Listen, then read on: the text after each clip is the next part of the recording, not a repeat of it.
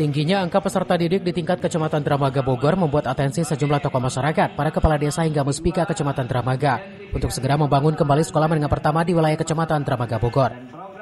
Senin pagi sejumlah tokoh, para kepala desa hingga Muspika Kecamatan Dramaga dan sejumlah anggota Dewan Perwakilan Rakyat Daerah Kabupaten Bogor daerah pemilihan 4 mendorong secepatnya adanya SMP Negeri 3 Dramaga di wilayah Kecamatan Dramaga Bogor. Tak hanya sekolah, puskesmas terpadu di wilayah desa Purwasari pun akan segera dibangun. Hingga pemerintah Kecamatan Dramaga pun secara bertahan akan membangun kembali jalan lingkar 2 yang mengakibatkan kemacetan di wilayah Dramaga Bogor. Kalau fokusnya kepada program-program yang diusulkan di tahun 2024. Alhamdulillah dalam Musrenbang kali ini ada beberapa usulan yang sudah lebih dari 8 tahun kita usulkan terrealisasi. Contohnya, menurut kabar untuk relokasi puskesmas Purwasari itu dari 2017. Pembelian lahannya insya Allah tahun ini terrealisasi di angka 1,6 miliar. Lokasinya di Desa Purwasari.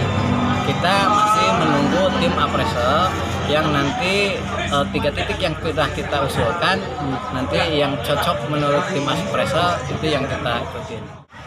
Beredar muncul aspirasi masyarakat itu kalau pendidikan salah satunya adalah pendirian pembangunan penyelenggaraan SMP Negeri 3 juga sudah ada siswanya Jepang salah satu sekolah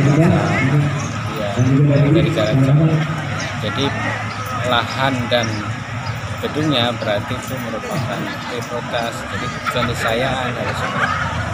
Ini yang kita bersama perjuangkan minimal pengadaannya tahun 2026 maksimalnya bersamaan. Sejumlah rencana pembangunan yang sudah dibentuk sejak beberapa tahun ini rencananya akan direalisasikan tahun 2026 setelah pengadaan lahan sekolah, pembebasan lahan sodetan jalan dan juga pustu dimunculkan. Dari Dramaga, Kabupaten Bogor, Iman Abdurrahman melaporkan.